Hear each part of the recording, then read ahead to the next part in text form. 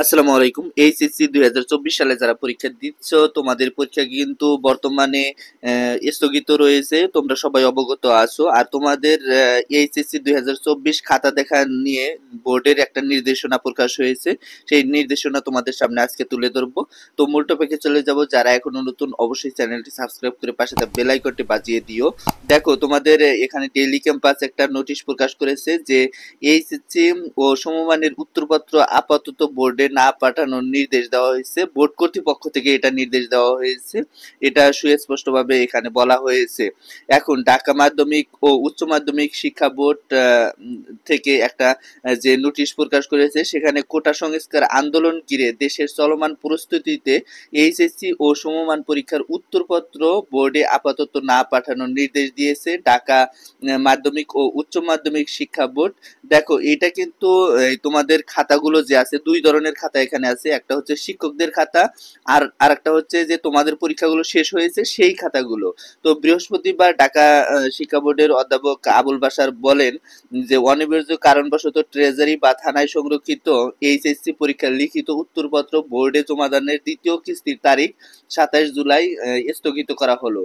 অর্থাৎ যে খাতাগুলো তারা দেখেছে, অর্থাৎ এই বোর্ড কর্তৃপক্ষ জমা হয়েছে, যারা পরীক্ষা দিয়েছে এই খাতাগুলো কিন্তু বোর্ডে যায় প্রথমত।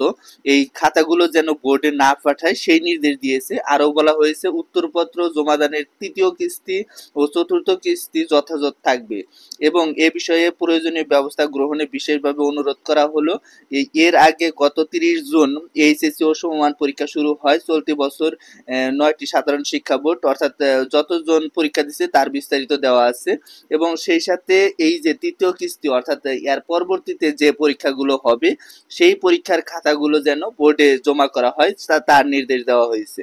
তোমাদের এই বর্তমান পরিস্থিতিতে অবশ্যই তোমাদের যে খাতাগুলো সেইটা কিন্তু বোর্ড কর্তৃপক্ষ জমা নিচ্ছে না।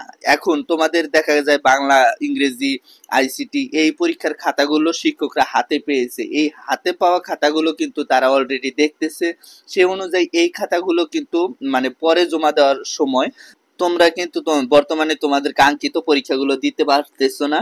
এটা কিন্তু তোমাদের জন্য বড় ধরনের একটা দুঃসংবাদ। তোমরা হযবর একটা অবস্থা তোমাদের।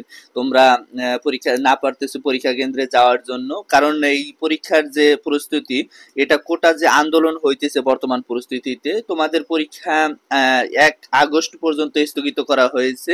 সামনে আরো হয়তো বা স্থগিত হওয়ার সম্ভাবনা রয়েছে বলে বোর্ড কর্তৃপক্ষ জানিয়েছে। তবে সেই নোটিশটা এখনো পাঠানো হয়নি। যদি পাঠায় অবশ্যই তোমাদের অবগত করে দেব। তো এই ছিল আজকের ভিডিওটা। সামনে কোন আপডেট চাও অবশ্যই কমেন্ট বক্সে জানাবা। তোমাদের কমেন্টের উপর ভিডিও আসবে। ধন্যবাদ সবাইকে। আসসালামু আলাইকুম।